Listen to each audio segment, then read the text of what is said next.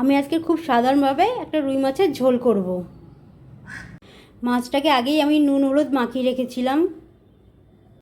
মাছের ঝোল করার জন্য আমি এখানে বেশ বড় সাইজেরই আলু কেটে নিয়েছি একটা, নিচে অল্প একটু পেঁয়াজ, টমেটো, ধনেপাতা। মশলার জন্য এখানে নিচ্ছি 4-5টা শুকনো লঙ্কা, অল্প একটু গোটা জিরে আর অল্প একটু আদা রসুন। এবার আমরা মশলাগুলোকে বেটে নেব খুব ভালোভাবে। মশলা বাটা আমাদের হয়ে গেছে। মাছ ভাজার জন্য বেশ কিছুটা সর্ষের তেল দিচ্ছি। এবার আমি মাছগুলোকে তেলের মধ্যে দিয়ে দিচ্ছি এক এক করে।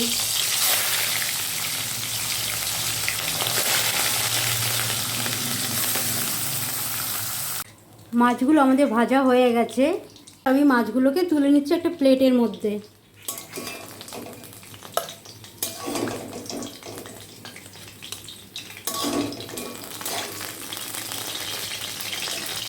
মাছ ভাজাটা কত সুন্দর হয়েছে। একই তেলের মধ্যে ফোড়নও দিচ্ছি গোটা জিরে। এবার আমি দিচ্ছি আলুগুলো।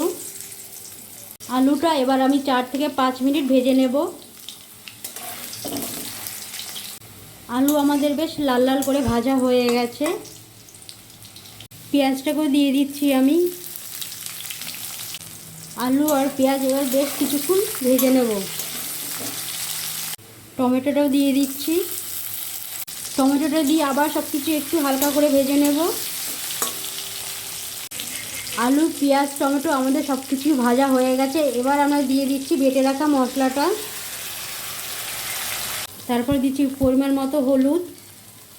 সবশেষে দিয়ে দিচ্ছি স্বাদ মতো নুন।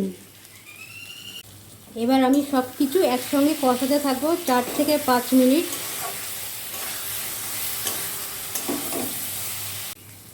4 থেকে 5 মিনিট কষানোর পর মশলা দিয়ে কি সুন্দর তেল ছেড়ে দিয়েছে। সব কিছু ভালোভাবে কষানো হয়ে গেছে। এবার আমরা পরিমাণ মতো এখানে জল দিয়ে দিচ্ছি। জল দেওয়ার পর এবার গ্যাসটাকে আমরা 10 থেকে 15 মিনিটের জন্য হাই ফ্লেমে দিয়ে দেব। ঝোলটা এবার ফুটে উঠেছে।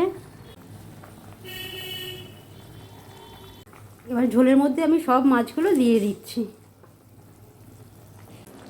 মাছের ঝোল হয়ে এসেছে। এবার উপর থেকে অল্প করে ধনেপাতা ছড়িয়ে দিচ্ছি। ধনেপাতা দিয়ে আবার মাছের ঝোলটাকে 1 থেকে 2 মিনিট ফুটিয়ে নিচ্ছি। এই যে আমাদের মাছের ঝোল রেডি।